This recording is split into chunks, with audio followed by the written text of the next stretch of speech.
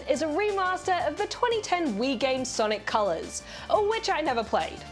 This colourful adventure sees our speedy blue hero heading to a new space-based theme park created by Dr. Eggman.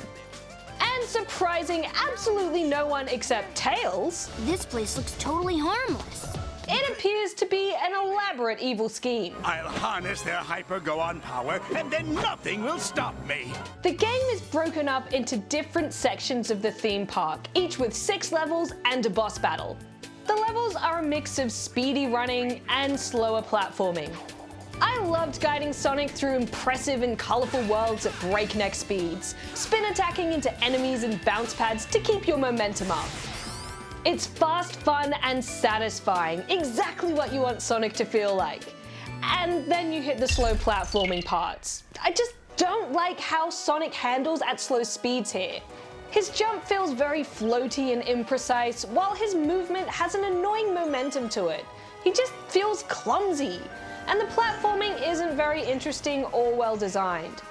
I just want to go fast. Why are you always trying to slow me down, game? Probably because levels are usually quite short. Some only take a literal minute or less to finish. I mean, I get it, Sonic is fast, but it often left me feeling like, really? That was it?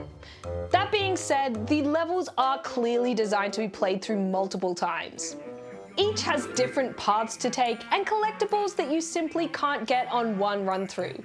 And you get ranked based on how fast you went and how many things you got, so they're clearly designed for people to learn and master.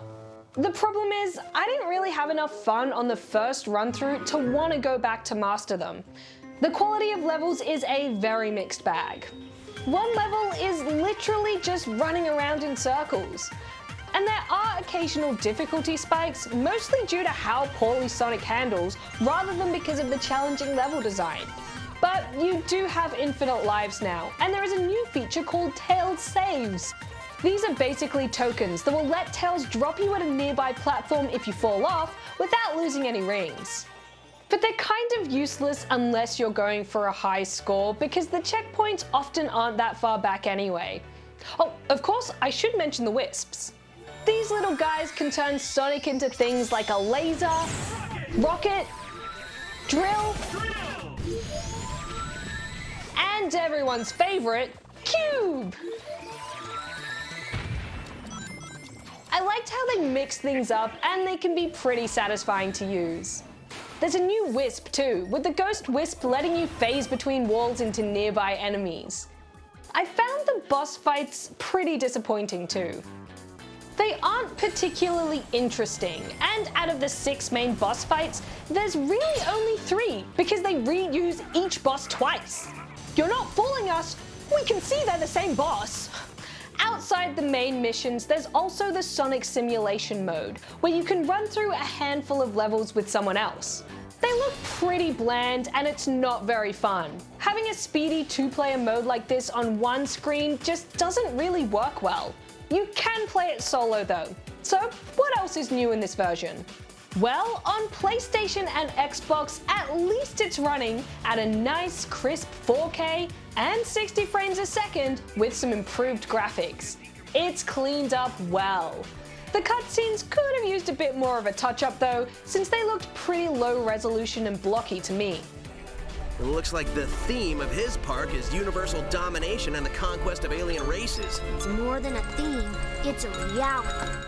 I played on PlayStation and didn't find any bugs or glitches, but there have been reports of graphical glitches on the Switch version, some of which could potentially induce seizures. Sega is aware and are working on a patch, so if you're prone to seizures, we'd recommend waiting for that patch before playing that version. There's also a new Rival Rush mode, which is a race or time trial between you and Metal Sonic. I played it once, I lost, and that was enough of that for me. Oh, and there are park tokens you can collect to unlock cosmetics if that's your thing. Overall, I liked the speedy bits and the music, but the platforming felt a bit like a chore. I know this is a fan favorite for many Sonic lovers, so I'm sure if you loved it back in the day, this will recapture some memories. But as someone playing it for the first time in 2021, it doesn't hold up so well. So I'm giving it 2.5 out of 5 rubber chickens.